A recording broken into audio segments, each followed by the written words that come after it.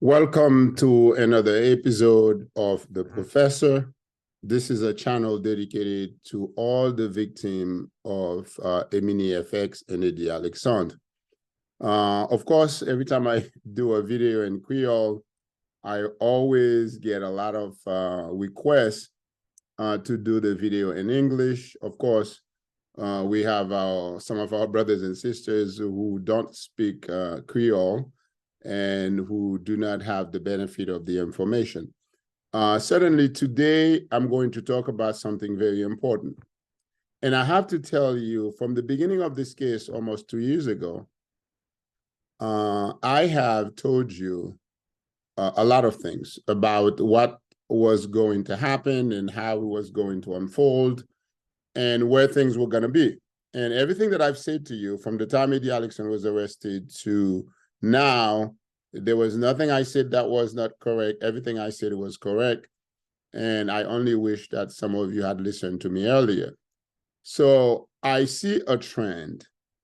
And I am going to talk a little bit to you about what is a receivership. As you know, that David Castleman is the receiver that was appointed. So we're going to talk about him today. We're going to talk about how he was appointed. We're going to talk about his relationship with the FTC and certainly where his loyalty lies with regard to the money, with regard to the millions and millions of dollars that belongs to the to members of the Haitian community. So this is a very important show. And I really want you to pay attention. So take your little, like the Haitian like to say, get your chair ready, sit down, and I will be right back to give you an update in English and also to talk about the receivership. Wallet is because we make a good decision in the market. Somebody made a bad decision in the market. There's no money falling from heaven or trees in the stock market. It goes from hand to hands. And every time you see that little profit, you're reaping that little profit. Remember, somebody else lost it. And that's a battle we do consistently for you every single day to make sure that we are on the good side of history to continue to give you your financial freedom. Now, it's not always easy. You see how some people are very upset because you keep moving funds from your personal account to Emini account, personal account to Emini account, and they think they can slow us down. So the economic is the villain in that story. But the testament to why we're still standing strong is when you go to the 8th floor, we still have a lot of space in the back we didn't build up yet. Because if we did, we'd be out of money, we wouldn't have reserves. So every time you expand because there's a purpose for it, there's a need for it, and there's money for it. So we can have a healthy management style and stay lean. But good thing is when we started building this, we knew what we were facing. And that's why I see a bunch of big actors standing here. Good to you guys. Welcome here. We built some, what I call, it's my strategy, a war chest. War chest when you build enough reserve, enough funds to weather the storm, and we can shake it. So therefore today, I don't know, many of you when you started, I see faces, you started 8-9 months ago, we were holding about $5 million into our payment platform for you guys. For Investor A, we're moving every Friday. Are you Investor A? Investor A, we're moving money every Friday. Today, although they tried to slow us down and they could not, we have exactly 102,980,000 sitting in the payment platform. What does that mean to you? It means that even if all of you wanted to withdraw your money today, and all the millionaires in the club, all right, you would be able to do it. And I was showing Joe doesn't come to the office very often. I was showing Joe, when we build the platform, there's no bank that allows me to pay every Friday like that. By 12 noon on Friday, I pay $3.2 million. by 5 p.m. I pay 1.5. And there are those of them who try to test me and see if they do it during Sabbath, I'm gonna pay them. I don't pay them until Monday. So Monday I pay another 1.5 again. So every 2 days you see these investors, they need some money to pay their bills, and we keep releasing that fund. The bank does not allow me to do that. No bank in America allows me to do that. So that's why when we build that platform, our payment platform is in Europe. Because Europe is unified. They have one agency that regulates payments. Here we have 22 trying to steal it. Which one is going to regulate it or not? So the President Biden happily told them, I want one set of regulation. So they all can come together in 180 days with one thing. So not knowing where it's going to go, where it's going to fall, I play on the safe side, you know. I pay every Friday just fine. Up to the point where even if I go downstairs right now, as Babali will tell you, I go downstairs right now and I close down the office, I will still cross my hand, you will still get paid every Friday. Yes, sir. Because I don't depend on this bank. Yep. As far as I could see from America, I never order a check with them. That much I know how wicked they are. People beg me, members beg me because it's close to their houses, to open an account so they can make a deposit. When I go there to withdraw $5-6 million to the trading, they always make me spend a whole day giving me water, cake, pig bread. They don't want the money to leave. You know? So the bank is uneasy when they see you taking that many millions out of their hands and put it towards your own wealth. What do I mean by that? They consider you as a small investor. It's illegal, what I'm saying. If you go to Robinhood and try to trade 3 times, as soon as you try it the 4th time, Yep. you're lucky to get a warning because they're going to block you for 90 days. Yep. What it means, stay in your lane. You're trying to get rich too fast. But if you have $25,000, you can trade 1,000,000 times, no problem. Isn't that awkward? Oh, yeah. The small guy was supposed to trade fast so he can grow up. They said, no, go back to work. And there's a theory about that. If everybody become rich, who's going to be driving the taxi? I mean, that's serious. Harvard has a story about it.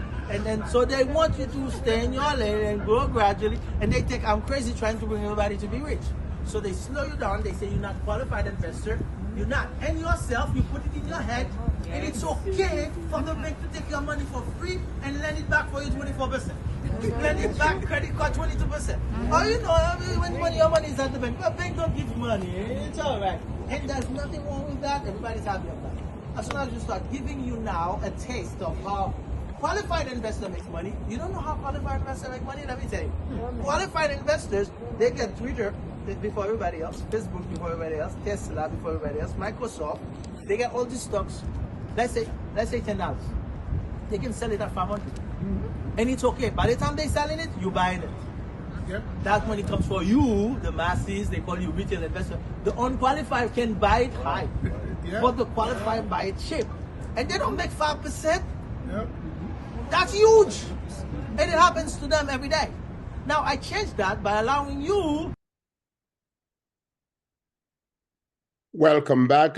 Thank you for joining the professor on this episode of The Professor, the EminiFx saga. First of all, let me give you kind of a resume of where we are, kind of a brief synopsis of where we are. As you know that David Castleman, an attorney, was appointed to be the receiver. So, of course, we're going to talk about what is a receiver, what is the role of the receiver, whom does the receiver represent, and what is the role of the receiver in this EminiFx case, and what could potentially happen to most of the money that we know that the receiver has on account. So far, Mr. Castleman has been the receiver since he was appointed by, well, actually, I have to explain to you how Mr. Castleman was appointed. Mr. Castleman was picked by the FTC. This is the federal agency that brought the case against Eddie Alexson. That was the first civil case that was brought against Eddie Alexson and EminiFx. So the FTC suggested Mr. Castleman as the receiver to take over the EminiFx asset. So that was back May of 2022, okay, a little bit over a year ago, more than a year ago. So before I get to the idea of what the receiver does and how he does it, where does the loyalty of the receiver lies, and whom do the receiver represent? We're going to talk about all of this. But first of all, let me tell you where we are. The receiver had two YouTube presentation. The first one, I believe, was September 6th. And recently there was another presentation where he talks about the asset, where we are, what's going on, and the website for people to register. Now, I should say that most of what the receiver does in terms of decision, he has to go to court to get it approved. So the receiver had gone to court and asked the court to approve his plan for distribution. Now, I've read the plan for distribution. I wholeheartedly disagree with it, and I would explain to you why I disagree with it. But let me tell you where we are right now. As of December 18, if you have not gone to the website, I believe it's EminiFx.com. I will give you that before the end of this presentation. If you haven't gone to the website to confirm your investment, your contribution to EminiFx, after December 18, you may not be able to do that, because December 18 is the date that the receiver asked the court to approve for people to go ahead and then go to the website, check their name, and confirm their investment, confirm the amount of money, confirm certain transaction. Now, so far, as I've been told, there's been less than 5,000 people that have gone to the website that have actually confirmed their investment. Now, this is nobody's fault, but I explained to you why this is a worry. But as of now, where we are right now, the receiver has, I believe, $156 million on account. That money is sitting in a bank, and I don't know the name of the bank. It skipped me, but it's sitting in a bank. And the bank is paying the receiver $400,000 of interest every month for approximately $4.8 million a year. Certainly, the receiver doesn't work for free. The receiver has a big law firm in Manhattan that he's paying. He's paying himself. He's paying, obviously, all the people that work in his office, including the law firm that he's paying. And as you can imagine, these white guys don't work cheap. They are getting paid between $800 and $1,000 an hour. Don't ask me why they're paying themselves so much or what it is that they're doing that costs so much, but that's what it is. Now, if you have not gone to the website to check your name, you need to do that before December 18. If you don't, you may end up not receiving any money at all from the receiver. So my advice to you is go to the website, which is obviously, as you can see on the bottom of the screen, go to the website, check it, and make sure your name is there, the money that you give is there. Now, I know there are people that I've talked to who said that they've gone there and they couldn't find their names or they couldn't figure out how to do it. I totally understand that this could get very complex, it could get very complicated, but I believe that it had to be complicated, okay? I don't believe that it had to be that complicated. So let's talk about why was David Castleman appointed. EminiFx was probably the most serious, the most daring, and the most successful Ponzi scheme fraud case in the Haitian community. I've been in the Haitian community in the United States for nearly 40 years, and I have never seen a fraud so brazen, so big, so large, and involve so much money. And to top it all, involve a very well-known church, which is the Adventist Church. So let's talk about how receivers normally appointed. Let's talk about what is a receiver. A receiver is defined, although actually I have to tell you, there is a Latin term And the term is in pari delicto, which means instead of, in place of. A receiver is someone who is appointed either sometime by the court, sometime by an agency, or sometime by a party to a lawsuit. And the job of the receiver is really to stand in the place of the company or wherever the person that they are in receivership for. So I'm going to tell you why I'm concerned about the way that the EminiFx money, the system that the receiver is putting together. I'm going to tell you why I have a problem with it. But first, I want you to understand the role of the receiver, okay?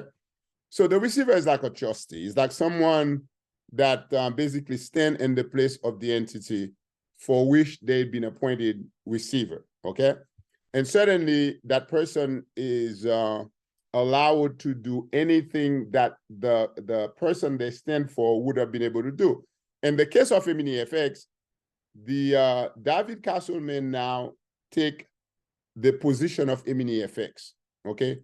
But I don't want you to make any mistake. David Castleman, as the receiver, does not actually represent the interests of the investors or the creditors. And the reason I'm saying that is because there have been federal cases, there have been federal law have recognized that the receiver really represent the person who appointed the receiver, okay? The receiver represent the person who appointed the receiver. The investors of EminiFx, the 62,000 members of EminiFx, or the 25,000 members who have contributed money, did not appoint David Castleman as a receiver. The FTC did, okay? I should say that the court appointed him upon the recommendation of the FTC. So technically, David Castleman represents the interests of the FTC and to a certain extent, the interests of the court. So make no mistake about that. Don't think that this guy is there to represent your interests, and don't think that he gives a damn about whether you get money, you don't get money, and so on and so forth. And I'm going to explain to you why. Now, here's my question, guys. This is a case that involves thousands of Haitians. 99.9% of the people in this case are Haitian. Okay, maybe there's 0.9% or 0.10% who are not Haitians or some other nation. I've spoken to some people who are from India, some African American, and others who are not Haitian, granted. Why couldn't the FTC find a Haitian lawyer who's qualified, who could actually speak the language, who could actually communicate with people? They didn't do that, okay? So they find this white guy, and I'll tell you how it's done, guys, okay?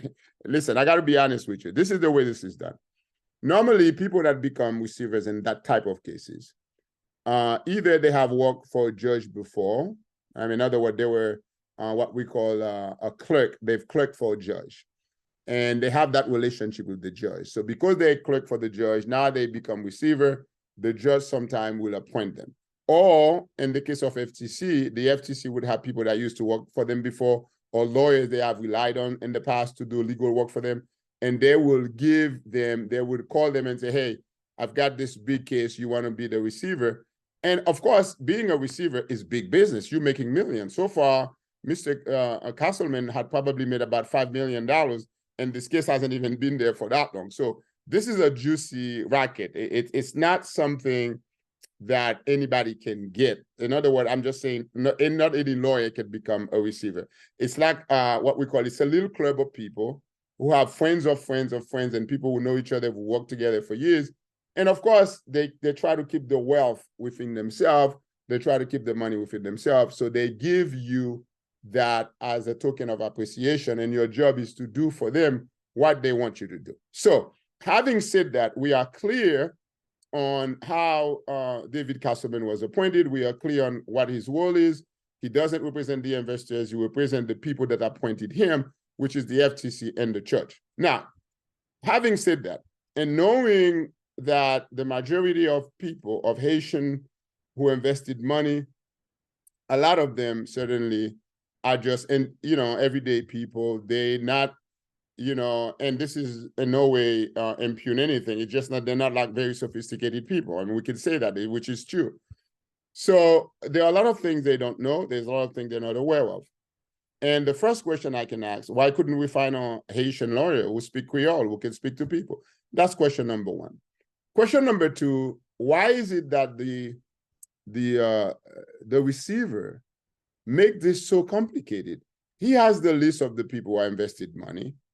He knows who they are. I don't see the need to have the people confirm that they have invested money when he already know how much money they invested. This is not something he doesn't know. Now, he could say, well, I cannot trust EminiFx record because the record, there was so much fraud, so much frauds going on. We couldn't really guarantee that the money that we see is the money it is. Let me tell you why this is bullshit.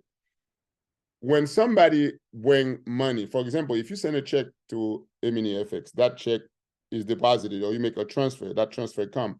There's a record how much money came from your bank, how much money goes to EminiFx.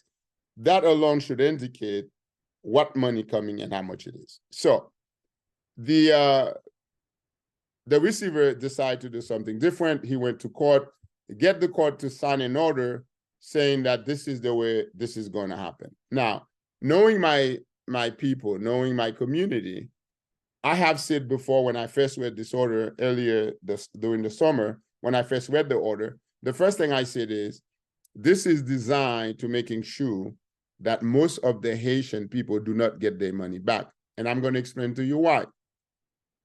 The more step they put in front of you, the more hoops you have to jump, the harder it is for you to get your money. There's much easier way for them to do that, but they didn't do it that way because, quite frankly, this is a nice gravy train. And if I was the receiver and I have 200 million, 150, 70 million dollars in my hand, shit, I would drag it to and make as much money as I can make. I wouldn't try to end it. I would try to drag it. So certainly the receiver is actually doing that. And I'm not surprised about it. I don't think anybody should be surprised because David Castleman don't know a goddamn thing about the Haitian community. I don't even think he's probably never had a Haitian client or have any Haitian people working for him.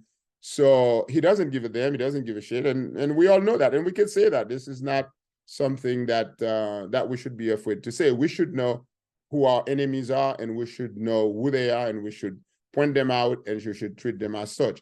Because here's what's going to happen. After December 18, you're going to have probably maybe 2% of the total of 62,000 people, if you believe that was 62,000, or the 25,000, you're going to have a very, very a small percentage of the people who've gone to the website and confirmed. And they're going to give some kind of money to these people. They're going to return some of the investment to these people. But make no mistake, you're never going to get 100% of what you invested. So what happened after December 18? What happened? Does the receiver come and say, okay, you missed the deadline, you're shit out of luck? Or does the receiver say, okay, I'm going to open the deadline so you can continue? First of all, there should have never been a deadline. Let me explain to you why. There is $156 million. The money's in the bank account. The receiver is receiving the profit, obviously the interest on the money every month. That money should have been used to do as much advertisement as possible to make it easy as 1, 2, 3 for the Haitian people who invested their money to get their money back.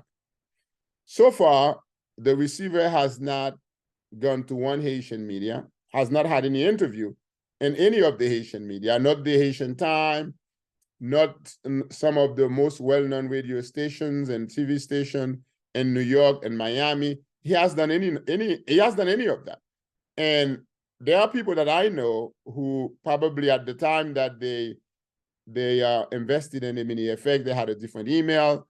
Now they don't have that email anymore. They don't have access to that email, so they cannot get whatever email that the receiver claimed that he sent to people.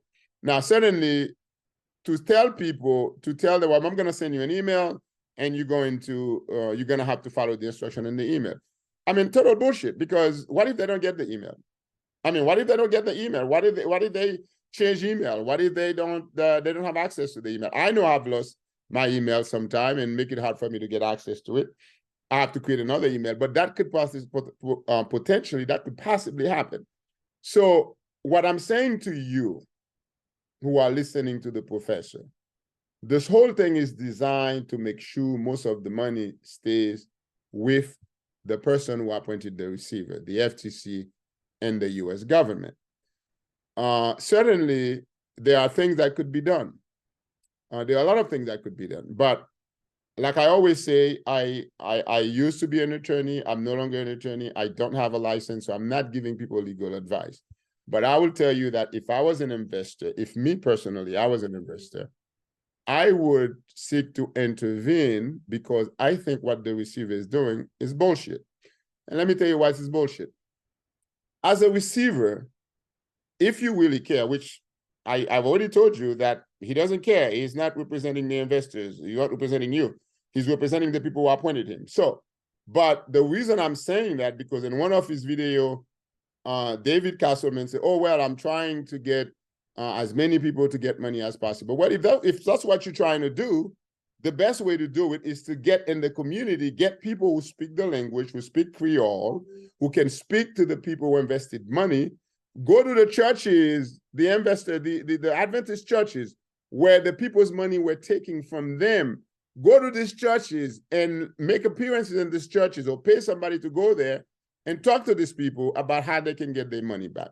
Obviously, none of the Adventist pastors are doing it because they're part of the fraud. They're part of the Ponzi scheme. So they're not going to do that. They're not going to do that because they don't care.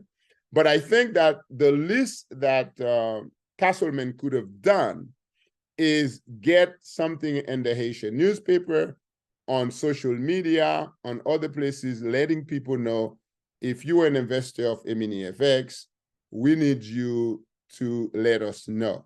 If you give money to somebody to invest in EminiFx, we need to let you know. But he's not doing that. And quite frankly, remember what I tell you, remember what I'm saying today. At the end of the year, and I'm going to follow this case until the end, because what I promise you, and I've promised all my followers, all the people who subscribe to my channel, I promise you that I will not stop talking about this case until every single one of you get your money back. Now, if you don't get the money from the receiver, God help me, you're going to get it from the Adventist church, because they're guilty as sin. So at the end of the year, the receiver is going to write another report. And that report is going to say, well, we have this website, we have this portal, and we basically let people know through YouTube that they can go in the website and confirm their investment, blah, blah, blah.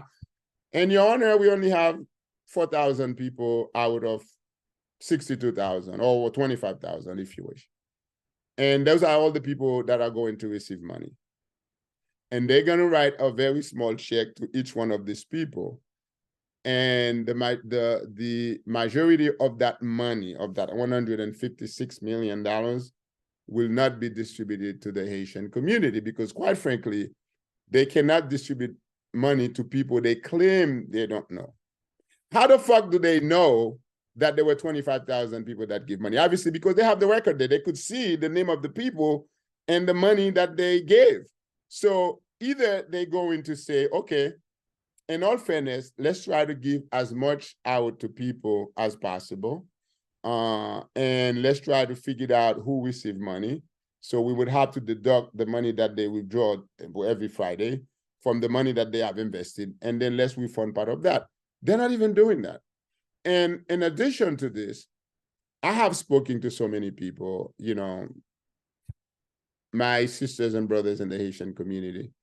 And some people have already told me that, Professor, if it happened this way, it's because God wanted it to happen this way. If it happened this way, it was the way it's supposed to be. So they already resigned themselves that they lost the money. So they held for the money. Certainly they can make more money. And here's the thing, guys. I didn't invest. And to me, it's not just so much the money, because I'm not getting the money. I'm not doing this for any other reason than what the advantage that they have taken over they have taken in the community. So A.D. Alexander have created this massive fraud with the Adventist Church, and that caused well over $300 million to come out of the Haitian community.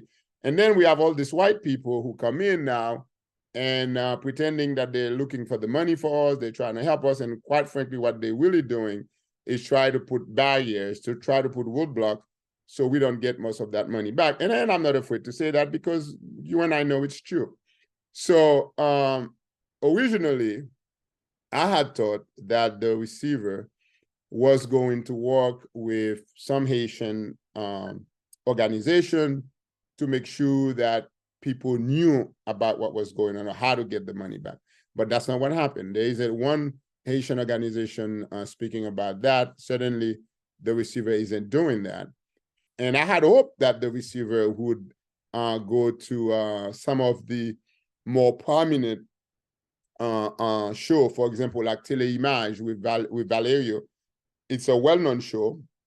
I've been on the show many times talking about EminiFx. And there are other shows in the community, television, radio, you name it, a pirate radio, those little radio they have on the side that's illegal.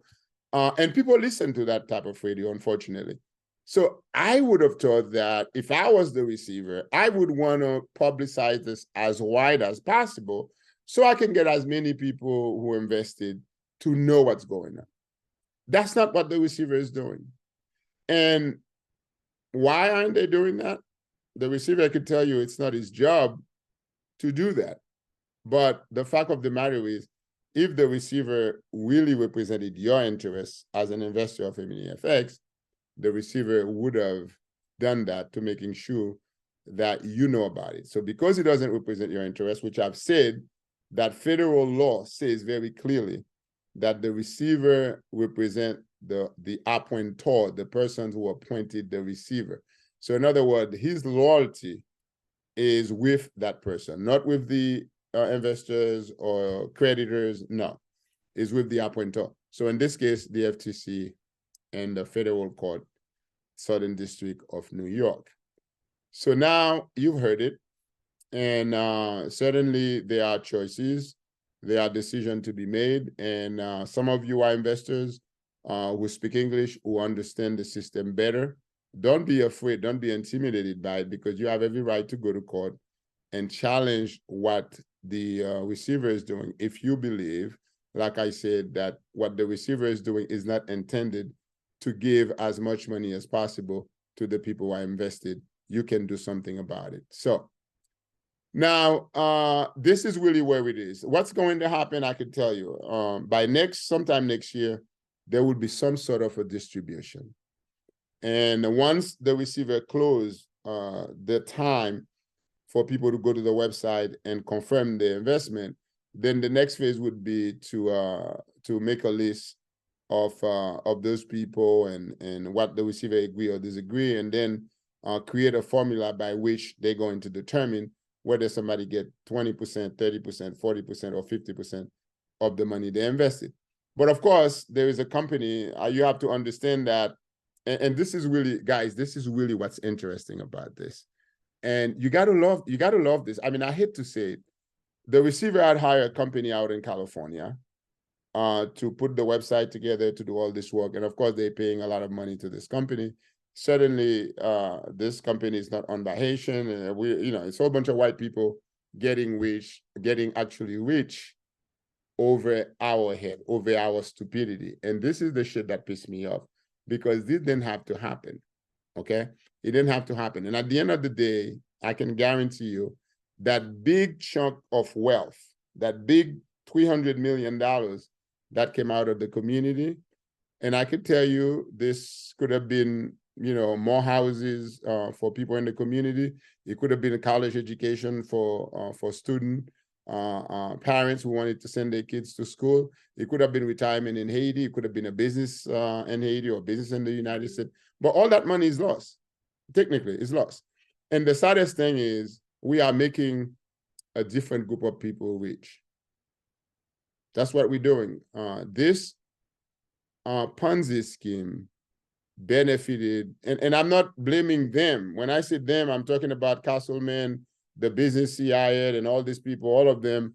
And I don't want you to think that I'm blaming them. I'm blaming Eddie Alexson. I am blaming the Adventist Church. I'm blaming Pastor Montpremier. I'm blaming Pastor Maisonneuve. I'm blaming Pastor Jean-Charles. I'm blaming Pastor Émile Duvivier. I am blaming all the pastors who put themselves together with Eddie Alexson to commit this massive fraud that ended up costing the Haitian community close to $500 million. And who's getting rich? Who's taking that money? Who's benefiting? It's not me. It's not another Haitian, but it's these people, okay? These people who often call our country a shithole country, the same group of people. So in any event, this is what happened when someone committed such massive fraud. But it's a lesson that the community has to learn. And I think that the other day I was reading an article that was written by a reporter at the Haitian Time. And the question was, why isn't that more Haitian American leaders speaking about this? Why don't we have people coming out and try to defend those investors who were defrauded? And unfortunately, and I'm going to answer that question for the reporter, here's the reason. When I started out this channel and I said, look, what happened is terrible. And people start attacking me and they're saying, oh, well, you did this too, you did that, and you did this, you did all that. And I said, I never defrauded my own community. I never taken any money from anybody. I never conceived of any Ponzi scheme to do anything for anybody. If anything, I got into trouble because I was defending my community. I was standing up for people that were being mistreated by the Secret Service and the FBI. I was the only attorney who got the gut to sue them because they were mistreating a Haitian American member of my community. So I'm very proud of everything that I've done and everything that happened. And the funny thing is, a couple of people said, well, you didn't lose any money. What do you care?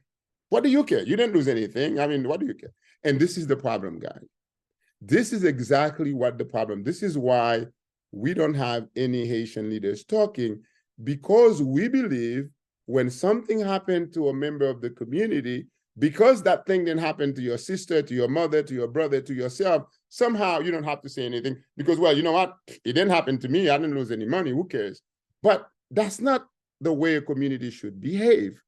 That's not the way people in a community where you grew up, where you get emotional support and friendship from your community, that's not the way you behave. When something happened to a Haitian, it happens to every single Haitian, no matter who you are.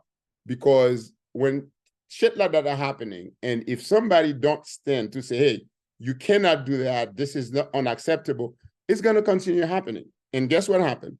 Today, you may not be the victim, but tomorrow you may be the victim or a family member may be a victim. So I think that a strong community, there is cohesion in a strong community where each member feels responsible for the other. Where when something happened to someone, they don't have to be my family members. I don't have to know who they are.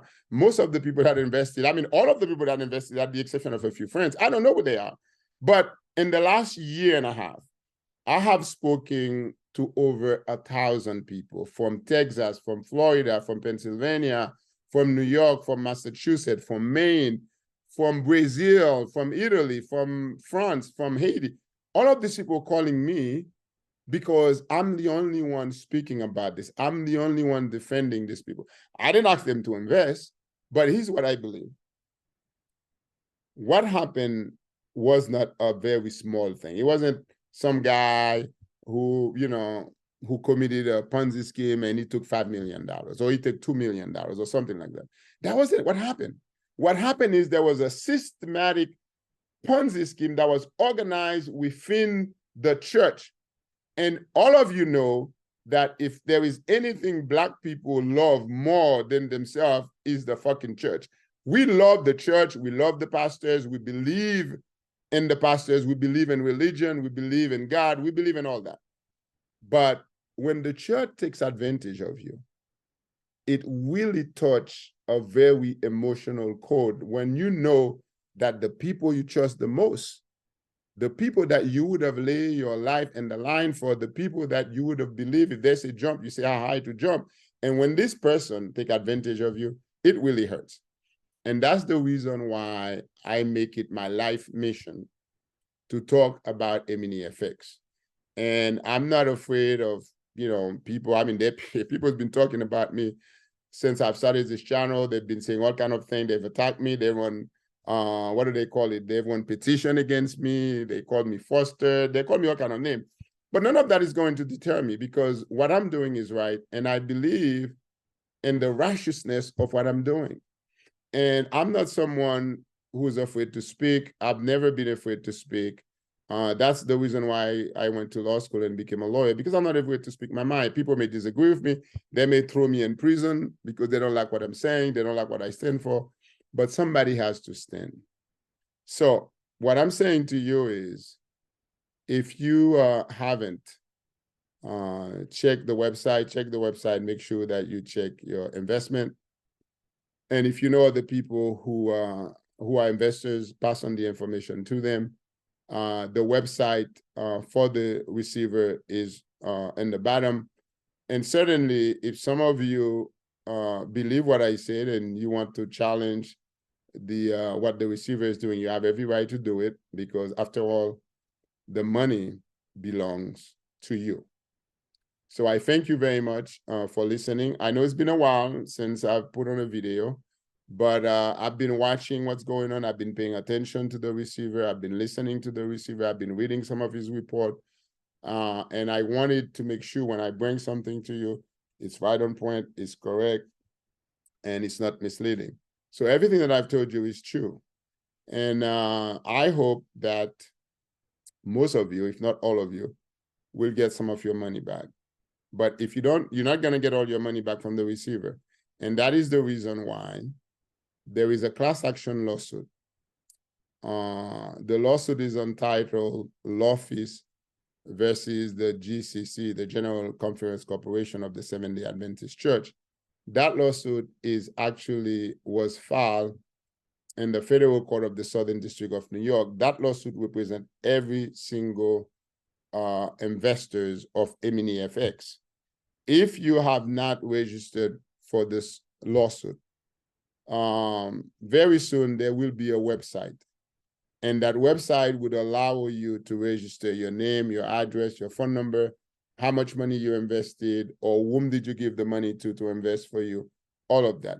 Because one way or the other, you're going to get your money back. And that's the promise that I made to you. You will get your money back. And there's a team of attorneys now being put together to take the fight to the people who are responsible. And very soon, I will be able to bring you more news about what's going on with the class action lawsuit and the matter of loyalties versus the General Corporation Conference of the Seventh-day Adventist Church. Again, this is the professor. Take care of yourself. Take care of your family. We will talk soon. Thank you.